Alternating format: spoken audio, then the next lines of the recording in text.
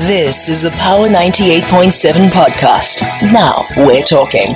A very close second favorite is every time we talk about tech, particularly tech that affects our daily lives and health being a very big part of it. This Tech Tuesday, we talk about harnessing AI to combat cancer in Africa. Tech Tuesday. As the continent faces a burgeoning cancer crisis exacerbated by inadequate healthcare infrastructure and rising costs, artificial intelligence emerges as a potential game changer. In this conversation, we'll explore how AI can enhance early detection, personalize treatment plans, and improve overall patient care. We'll also examine real-world examples of successful public-private partnerships and consider the implications of AI on accessibility to cancer care for underserved populations. Speaking to us is human-centered AI advocate Johan Steyn, and you can talk as well with us on 0861 987 000. Johan, thank you for your time. Welcome to Power Lunch. Well, Pabi, super to be with you again. Thank you for having me. Wonderful. So remind us again, what is human-centered AI? What are you advocating for? Oh, how much time do you have? No, so a lot of my work is about, look, I'm very excited about AI, looking at helping clients using it to enhance their businesses, but we cannot forget about the human aspect, the job losses, the replacement of experience that is not possible with technology. It's about constantly focusing on the value and the importance of our workers and our customers and our population, and harnessing this technology to the benefit of people, and not just going on about ChatGPT everything and being excited about AI while we forget about the people that work with us. And so this is an incredible place where AI can work towards the people being better cared for, having personalized treatment plans, and having detection early. And of course, I'm talking about the world of cancer. The gravity of the cancer crisis in South Africa cannot be overstated. I wonder what we know about AI technologies currently being utilized in oncology. Yeah, look, if I could just quickly go back a little bit, Yes. it's based on an article that'll be in BusinessDay next week, where I write quite a personal story because, my mother and her mother died in the same week in the same oncology ward a decade ago. Oh my gosh. And my dad had prostate cancer. Luckily, he is still with us. It is, I was personally touched by it so much. I mean, looking at the global and the African statistics, it's staggering. And, my question is that, are the odds stacked against me genetically? Is this just what's going to wait for me one day? Not that it makes me super depressed, but can we use technology to help us? And there are many ways that this technology can help us. Probably the best way is early detection. Because as many of your listeners know, is that if we detect something like cancer early on, the chances of survival is amazing. The problem is we don't have the infrastructure and the finance and perhaps even the know-how of detecting it early on, especially in our rural areas, where access to these kind of medical equipment and the costs involved is not possible. We can save so many more lives if we can detect it early. And, the use of scans, as we think of lung cancer, breast cancer, prostate cancer, and to do that scan and to compare it with machine learning to 100,000 other scans and to pick up possible problems in a way that doctors might not be able to even. Yes. That's really, I think, so it's early detection, but also then the personalized treatment plans, as you mentioned, given my own genetics, my own medical history, giving me medicine specifically to me. That already exists, but to democratize it across our society and the costs and the logistics involved, that's, I think, where one of the main problems lie at the moment. I mean, I just think so many people's lives, as yours has, Johan, have been impacted by cancer in Africa. And so I wonder if there is a political will, if there's big tech companies' will to fast forward the accessibility of this incredibly important AI technology in oncology wards across the country. Yeah. Look, I do think, there is a massive cost implication. But I also know of a number of hospitals where they have incredible technology, but it's just not being used because maybe people have not been trained, or, they're just trying to keep the lights on because patients are lying on the floors. They don't have enough hospital beds. So almost the luxury of using this technology is falling by the wayside, which is sad, but I understand the logistics. But then also, and I'm not big into conspiracy theories, but cancer is one of the biggest money-making businesses in the world. I remember when my mother was sick a decade ago, it cost us, and luckily her medical aid came to the party eventually, but it cost us 70,000 Rand a month for her treatment. I'm wondering whether the financial will is there for big pharma, in particular, and hospitals whose main business kind of model is keeping all the beds full, is to really treat this disease and to eradicate it. So, again, no conspiracy theory here. I'm just thinking, given the money that's flowing, I'm wondering if there is the right will to fix this problem, because it can be fixed. What is staggering for me is that, we're living in an era of the most powerful, incredible technology we as humans have ever known. Look, we can't even solve the common cold yet, let alone cancer. But I would like to just highlight it and let us as a collective think about it, and hopefully get our government and our big pharma companies and our hospital groups to do more. Because once you stand at that little body that is at the end, the eyes are rolled back, they are in a coma, there's no hair left, they look like a skeleton. It's a lot different than thinking theoretically about it. And, once you've been touched by it, because your loved one is dying, it becomes something different. We can do more. I don't know if the political or the capitalist will is there to really fix this problem. You paint such a stark picture, and one of the things that you said really stands out about, because of your genetic history and composition, you said you're not paranoid, but it is something you think about. So, how would AI and technology work specifically in early detection, in ensuring that you are continuously, along with your doctors, up to date in terms of your own health? Yeah, what a good question. Remember, AI is all about accessing massive amounts of data and making predictions accurately. It's a very kind of simple view of explaining it.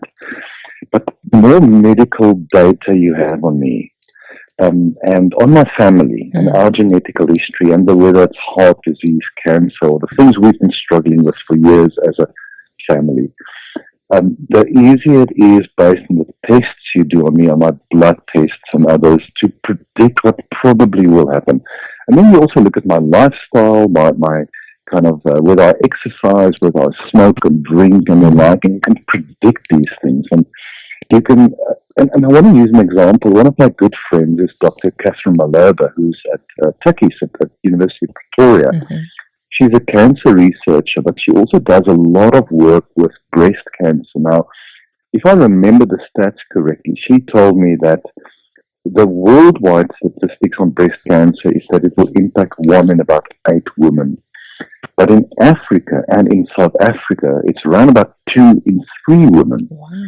It's one of the biggest killers in our country, and it's a silent killer. It's something people don't talk about.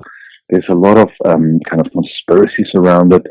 People, and again, I'm a guy, what do I know? But the way to test for problems within your breasts, it's just something that young girls are not being taught. And her charity is called Know Your Lemons, and it's such a great name. The way she explains it, if you cut open an orange, and you feel within the kind of the meat of the orange, and you feel those pits.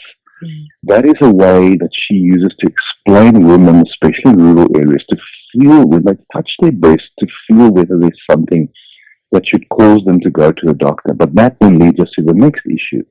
Are there doctors? Are there mammography kind of equipment available in these areas? Which is often not the case. And they developed a handheld scanner to scan a breast and connect it through the phone to the internet to give, through machine learning and AI, a very accurate and probable diagnosis and a recommendation on what to do next. It's a massive killer. It's stigmatized in many of our areas. Same is true for prostate cancer. Yes. Think of lung cancer in our minds, with our population working in industry. If we can have a way of easily scanning those lungs, or those prostates, or those breasts, and they have a very accurate diagnosis very quickly through machine learning and AI, with a treatment plan that can work and access them to the right medicine, we can probably solve a lot of our cancer problems because it's early stage diagnosis. Yeah. That, look, people will get cancer. We all have cancer in our bodies already. It's just when will it be treated, if it will be treated. But just imagine what we can do for the longevity of people and for their families and their children and the heritage they will leave if we can pick it up quickly and solve it early on. Most people with cancer pick it up very late, and then it is too late. Technology, through machine learning, through using the breast or prostate or the lung scans of thousands of other people, comparing it with machine learning, will not replace a doctor, but it will help him or her so much better to diagnose it much early on. So the potential is there. How to practically roll it out, because it costs money. That's probably one of our biggest challenges we need to solve.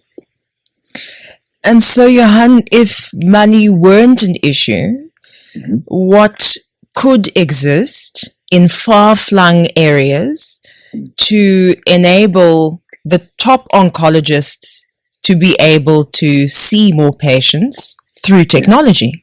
Yeah. Look, maybe just to touch another point, education is one of our big things. To educate people on the dangers of cancer, what to look out for, not to stigmatize it. It's very stigmatized, especially breast cancer in many of our areas. To have an open conversation with it. For women to be, especially young women, to be encouraged to how to feel if there's something wrong and then what to do about it. Our doctors are overworked.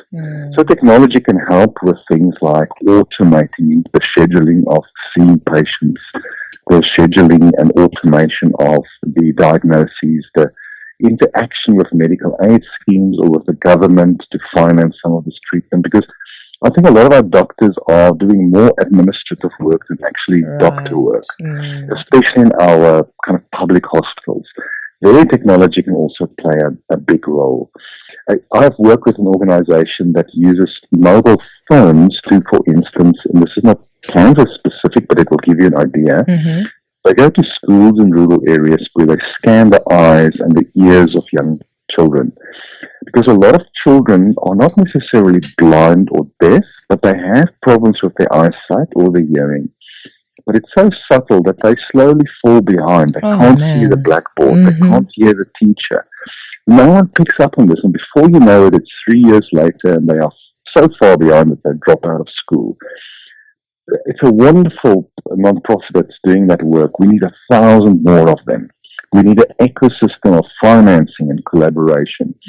But to be able to scan for something like cancer and then quickly diagnose it and quickly prescribe treatment that is financed one way or another, that's really, I think, where this technology can help the doctor. It will never replace the doctor. Of course.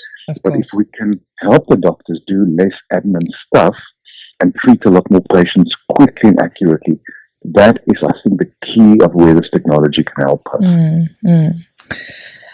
You know, I've been involved in a lot of different technology contests and competitions where innovators come forward and talk about, you know, the ways to solve problems, and using technology in this medical sphere is just one of the most potentially life-altering things that can happen in Africa, truly. And I love that you talk about education from the patient education point of view and the community point of view, but it also then upskills and equips those who perhaps aren't doctors but are still medical practitioners, so the nurses, the people who work in the organizations, to be able to utilize this technology and make even more of an impact, Johan. Absolutely. Again, there's a lot, and to your point, it's so great. There's a lot of people working as healthcare practitioners who might not be doctors. But even at their level, with the right equipment, the right education, they can help diagnose some of these problems. Because if we wait just for the doctors, and we don't have many of them in the country, sadly enough, we need a lot more. But what if just at the basic healthcare level, caregiving level even, especially with older people, those caregivers are equipped through technology and education to be much quicker and better at picking up problems. So you make a fantastic point. Again, whether it's a mobile app or education or YouTube or Udemy, the tech is there. It's just we need to trigger it to happen so that people have access to be educated around these things. We're talking about harnessing artificial intelligence and technology as a whole to combat cancer in Africa. We're joined by human-centered AI advocate Johan Steyn. You can give us a call on 0861987000 or send us a WhatsApp or a voice note on 083-303-7093. I mean, it would be fascinating if you work in this field of oncology or of healthcare, and what technological advances you've seen make a difference in what you do every day. We'd love to hear from you. We take a very short break. This is Power Lunch on Power 98.7. This is Power Lunch with Pabi Moloi on Power 98.7. It's Tech Tuesday, Power Lunch on Power 98.7. We're focusing on the harnessing of AI to combat cancer in Africa. The gravity of the cancer crisis on the continent cannot be overstated. The projections indicate that cancer and the cancer burden may triple by 2040. And so it is imperative to understand the factors contributing to this escalation. And part of that is what they call late stage diagnosis. And if you work in this cancer world, or you've spoken in this cancer world, the big mantra and message is that early detection saves lives. There's also a lack of specialists and insufficient treatment options. And these are all significant challenges that hinder effective cancer care across the continent. The World Health Organization ranks cancer as the second leading cause of death globally, a reality that really resonates deeply in many African nations where healthcare systems are under-resourced and overburdened. And this is where artificial intelligence has the potential to revolutionize the field of oncology. We're speaking to human-centered AI advocate Johan Steyn, who comes from a tech point of view, but also has a big personal story, the motivation to address the role of AI in combating cancer in Africa. Tami has given us a call, so Johan, let's say hello to Tami. Hi, Tami. Hi, and your guest. Good day. You know, Pabi, I'm listening to you and your guest there, and I'm thinking, for the past 2 years, I've been fighting cancer, colon cancer. And, I've noticed that it's not a lot of doctors, that understand cancer and how it presents itself. Because the first doctor I went to said it was appendix. I had colon cancer. 8 months later, I went to a different doctor, and he said, yes, I wish you were here 8 months ago, because there's no cancer that presents it. There's no appendix that presents itself like this. This looks like cancer. And I went to him on Sunday because I had excruciating pains. On that Sunday, he sent me to Zamukutla. I did about 4 tests on Sunday. And on Monday, he referred me to Steve Biko. He said, my man, I don't want to waste your time. This presents itself like cancer. Please go there. And exactly when I went to Steve, because they did a CT scan, they confirmed it was cancer. It was stage 3 advanced. You know, so I think what needs to be done with a lot of lives can be served, because doctors at Steve, fortunately, they have very good doctors there. Yes, they are saying that, you know, with the technology they have now, you know, a lot of these cancer cases, you know, can be fixed very quickly upon early detection. So I think what needs to be done is a lot more GPs, because I think GPs in Moni. Tammy, are you still there? Oh man, it seems we've lost Tammy on the line. But you know, Johan, when you hear a story like that, I can only imagine how triggering it is, but how frustrating it is getting that wrong diagnosis initially, wasting time, to be frank, for him to be able to get the proper diagnosis. You're so right. Listen, if I feel I've got goosebumps and I feel emotional, and maybe and some of your listeners will understand this, it's the past Muruti in me that feels like this, that I wanted to just put my hands on him and hug him and encourage him, because it is a situation that many people don't understand. And yes, I understand our medical fraternity, you know, they have to make money, they have to see as many patients as possible. And it's not wrong, it's the way the world works. But we also deal with human lives and with families and people with hopes and a future and loving their children. So getting a diagnosis wrong or just treating somebody as quickly as you can because you only have 15 minutes to do it, it's morally wrong. Again, and to our conversation, technology can play a big role, but if I can just bring in a quick comment that I learned as well. One of the best books I read after what I've been through is, and I can't remember the exact title, it was something like 20 Things People with Cancer Want You to Know. Oh, wow. And this is something that I want to just maybe encourage our listeners who are dealing with it, but especially family members. You know, once cancer hits your family, it's something that you've never been exposed to. So you don't have a clue what to do, and especially when that person is lying in that hospital bed. One of the big things we can do is to try and treat them as normally as possible. They don't want to talk about the cancer all the time. Talk about normal things. Talk about the rugby and the soccer, about the politics. If they can, if their health allows it, let them work in the garden. Let them do the things they've already enjoyed. Because one thing I saw with my mother is those last few weeks, and that because a hospital is a horrible place to be at the end of your life. And almost no one visits them, and it's clinical, and I just never. I tell you now, if I get cancer and I get to a point where they say we can't treat you anymore, I'm going to stop the treatment. I will only ask for treatment to help me with the pain.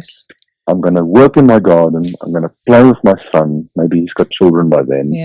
And I'm going to try and be with my people because I don't want to lie in that bloody hospital. Johan, we're going to take a short break and find out what's happening in our headlines.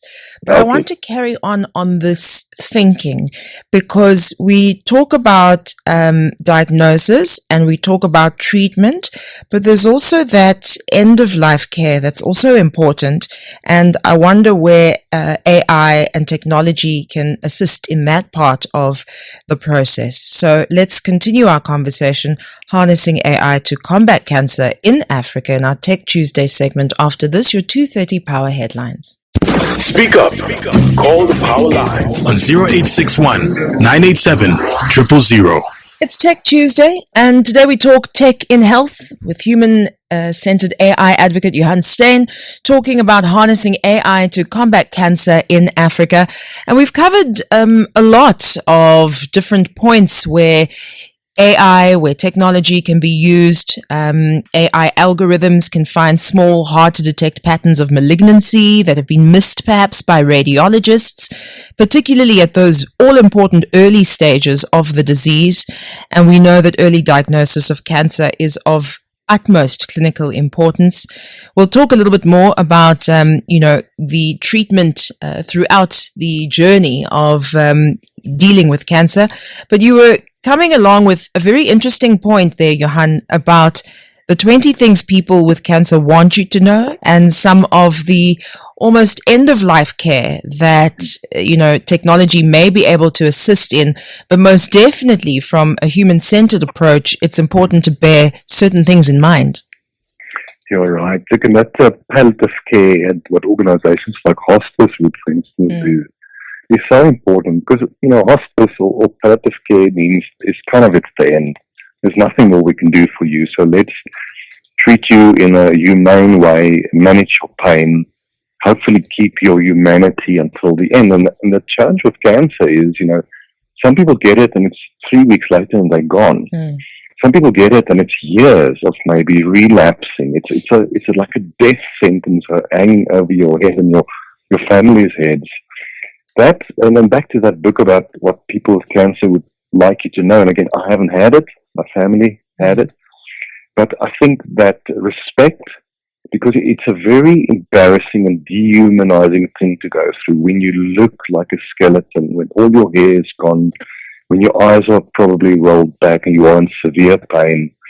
It is not a way to go. And you know what I often think about is, especially when you're older, you've had this full life. You were a parent. You raised your kids as best as you could. You tried to look after them financially and emotionally. And now you become like a baby. You're wearing a nappy. You need to be cleaned. Yeah. I have a massive philosophical issue with it, but that's a whole other conversation. But maybe where from an end-of-life and palliative care point of view, something like technology can play a role again is that education. That family whose loved one is lying there. Nothing has ever prepared them to deal with it. There are a lot of good books. There are a lot of great YouTube videos on it. But what if we can have an app that will really, especially based on the nuances of that specific cancer, can help family members to know what to expect? Because it's also important to manage expectations. We know that some cancer can be healed. People do survive it. Statistically, most people don't. And we also don't want people to have false hope, especially probably from a religious point of view, which I have great respect for.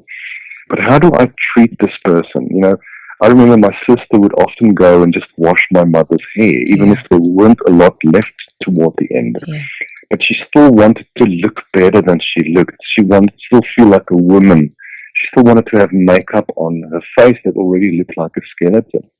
It's that bringing that humanity back to that loved one. And if we think of many of our areas where we don't have an hospice or palliative care, you're lying there in your shack, and hopefully some family is coming to look after you. What if there's an app that can help them to give that person meaning and a sense of humanity toward the end?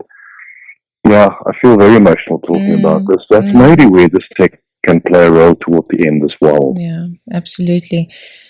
And that's where the Venn diagram overlaps, right? The technology and the humanity in those spaces, finding ways where each can make a big impact. Mpulukeng has been on the line. You have a question, Mpulukeng? Yes, good afternoon, Pabi, and your guest today, Johan. What I just wanted to check, just a little bit of a step back. I understand early detection and so forth. It's very key in terms of the treatment of cancers. Johan, through your AI products and so forth, have you managed to just go a little bit back in a sense of trying to find out also what is leading to this increased scourge of the different cancers? I mean, I find people in the rural areas who are basically out of the radar of your microwave levels that we have in terms of cell phones and so on.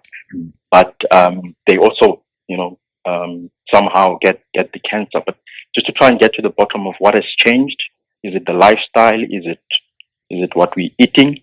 In terms of anecdotal information that I'm trying to get and research, I've also discovered that in terms of the plant stem cell therapy type of treatment also goes along to trying to treat the cancers that people find themselves in. So essentially it was about just to find out the bottom line of whether there has been that kind of research from your side to determine what could have.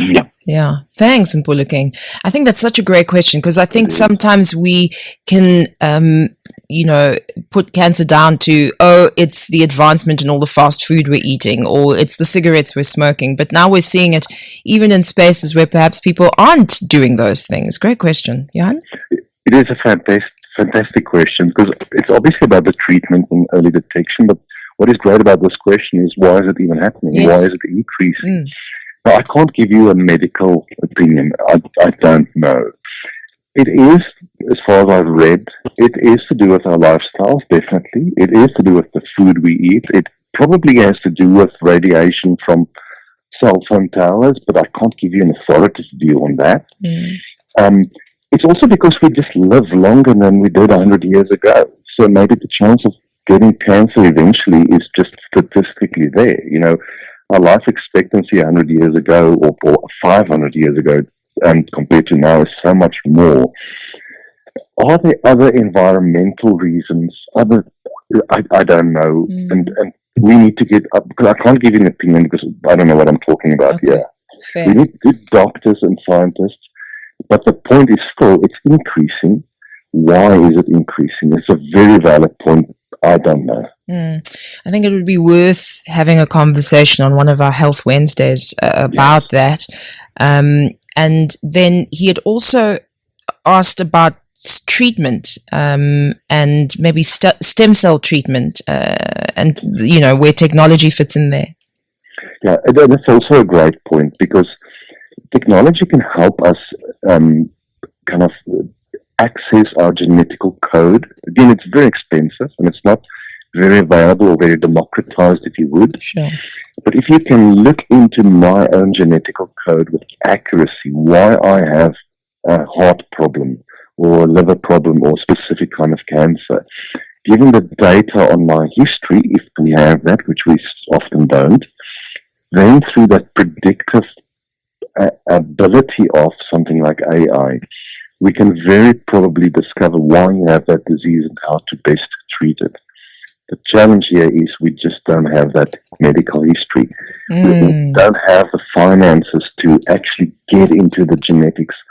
But in the future, maybe our children, when they are adults or their children, it'll be cheaper to do it, to actually just take some blood, put it through some sort of an AI system and give me exactly 100% the treatment I need. It's absolutely possible. It's just way too costly at the moment. But it's the hope for our children and their children in the future, I would like to think. It's making me think, Johan, to when I gave birth in 2016, we stored stem cells. And it was, obviously everybody has their own ethical and, moral issues about it. But for me, the thinking was, how incredible would it be should anything happen down the line and we need these life-saving stem cells that could exist. But you're absolutely right. It is so expensive. It is so far out of reach for a majority in our country. But also, I don't know if that necessarily is the future, where 100% of births will have stem cells stored.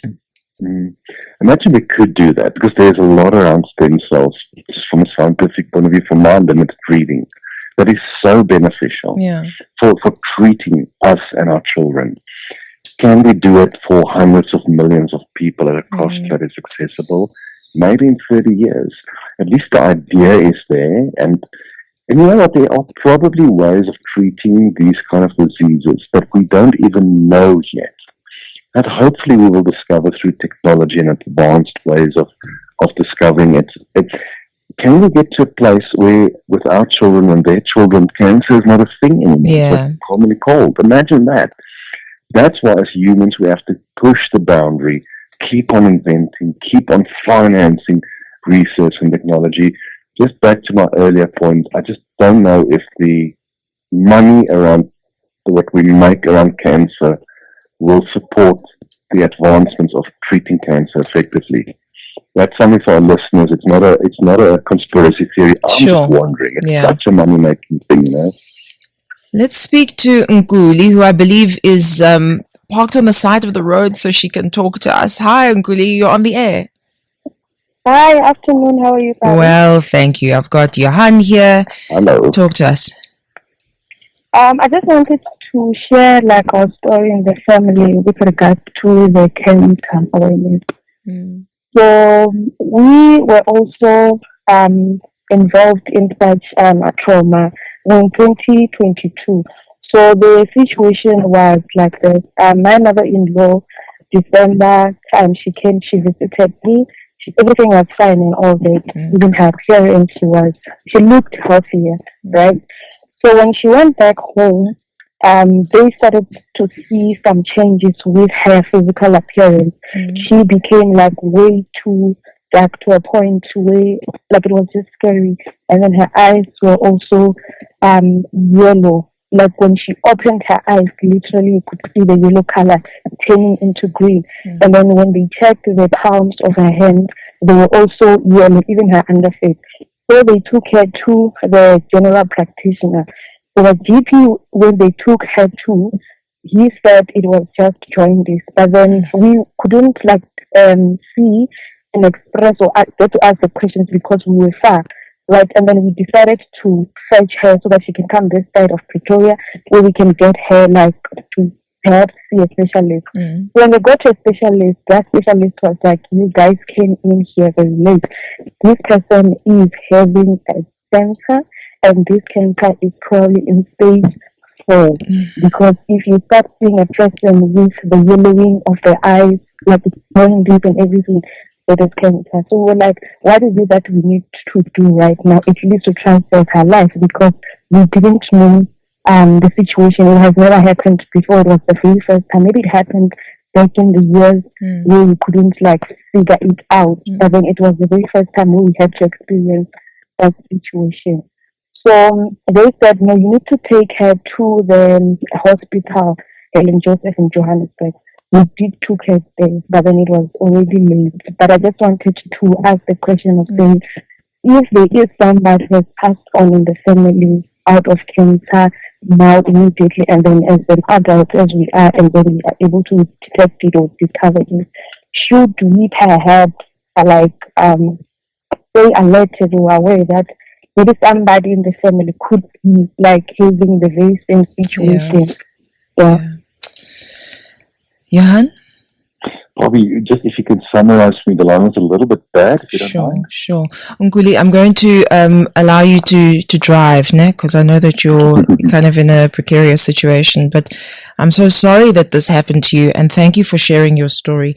Johan, essentially, Nkuli's mother-in-law was fine after a visit in December, and then very shortly after, things started deteriorating with her health. So she had yellow eyes, yellow under her fingernails, yellow hands. She went to the GP, and the GP said it was jaundice. But it kept deteriorating, and she went to a specialist where Nkuli and her family live in Pretoria, and it was discovered that it was stage 4 cancer. And again, this oncologist or specialist said, you should have come earlier. You should have come earlier. And so she's recounting the trauma, but also asking about if it's in your bloodline, if, you have somebody who's your mother, your aunt, your sister, who's had a diagnosis like this, is this something that you should keep an eye out for in your own health? Yeah, look, firstly, sorry to hear that what her and her family's been going through, like so many others. Again, I can only answer from a technology point of view, yes. But if the data is there, if we know what our ancestors have struggled with, which we probably don't because they didn't keep the data, but if we know what our immediate siblings have been struggling with, and sometimes it's also to do with ethnicity, there's certain prevalence to certain sicknesses based on your ethnicity, based on your gender, of course. We need as much data as possible to predict. And this is what doctors do. They use their education and their experience in the best way they can to predict what is the problem. And I think sometimes it's just so difficult to know exactly what it is. And it's not always that the doctors are lazy or they're treating too many patients. Sometimes we just don't know. But the more digital history we have on us and on our children in the future, hopefully, the easier it will get. We are just in a world now, despite all this AI stuff, where we almost have no digital history on us and our parents. Can doctors use that to predict better through AI? Absolutely. But it is a bit of a hit and miss in some cases. And also, we don't always have the finances to then go to 5 other specialists that the doctors refer us to figure out what's going on. That's a big challenge we struggle with. And something that I was thinking of as we spoke now, and that's a whole other conversation, is the idea about if I suffer from cancer, why don't I have the right to end my own life? Because it's not legal in our country. Yeah. Euthanasia, if you would, it's legal in other countries. Now that's not even our conversation. But if I'm at the end, and all that it's now, it's a matter of months, and it's 70,000 a month, and my family don't know what to do. I want the right to stop this. It's not an AI chat, but that's something to talk about in the future. Probably not even with me, Pabi, but oh my word. We have to talk about it. But I mean, maybe it's something that you've had you've thought about this, Johan. And I imagine you have a very strong point of view about what you would want to do. Yeah. So, and again, I'll speak about when I saw my mom die. Now, your instinct is to hope and pray and have faith that there is something that can be done. And often there is. But then you also get to a point where there's nothing more that medicine can do. And I know sometimes miracles happen, we can't explain it, but the realistic view is that person is busy dying. And honestly, I was standing next to a bed one day where I, in my heart of hearts, said, I wish you can just not die and get it over with. Yeah. Because there's no more hope. She's in absolute pain. She's unconscious. Her eyes are rolled back. She's stuttering. Now, if I was her, which I might genetically be one day, I wish I had the right, with my family's blessing and consultation, to say, when there's no more future for me medically, when they can do nothing more, I want to sign a form and you switch it off. I just want to go. But that's a very personal choice. And your family will probably fight you because they want you to stay alive. Yeah. But just switch it off. It's done. Why wait 8 more weeks of suffering? It's a very personal view, and I will totally respect anyone who feels differently about it. But it also shows the immensity and the enormity of the pain and impact to even get to the point of thinking that way. And I think those who've walked this journey have a real understanding of that. Yeah, let's have a listen to this voice note that's come through. Okay. Hi, P. Here in Centurion, there is a company, start with M, is an insurance company. Last year, they've launched their AI. It seems to be doing wonders because like you can detect some disease just by using your phone. Like I think AI is the way to go. And I mean, that just brings us back to the focus of our conversation, right, Johan? That AI and early detection and having some sort of wearable and some sort of access to technology really could be the beacon of hope. Absolutely. Again, the wearables is a great way of the future. Again, it's not everyone can't afford it always. Yes. But what these smart watches and other devices can potentially detect, given your blood pressure, your heart rate, and so forth, is amazing. Just the right kind of questionnaire to fill in on a mobile phone when you sign up for a new insurance company can already give some information that's worth knowing. It's probably very elementary because it's not a proper diagnosis. But if, for instance, if I can just answer a question like my dad had cancer, he's still alive, my mom and her mom died, my other grandparents also died of cancer, there is a statistical probability of it hitting me. And then there can be advice from a lifestyle point of view, from maybe a more regular checkup. For instance, to be honest with you, I'm now 50. I haven't been for the prostate test in 2 years. Okay. That's dangerous. I should do it yearly now. An app could advise me on that, actually tell me where to go. And again, it's early detection. The possibility is absolutely there. But the lens I just want to try and bringing back is the realities of our country access to these facilities, to wearables, to AI.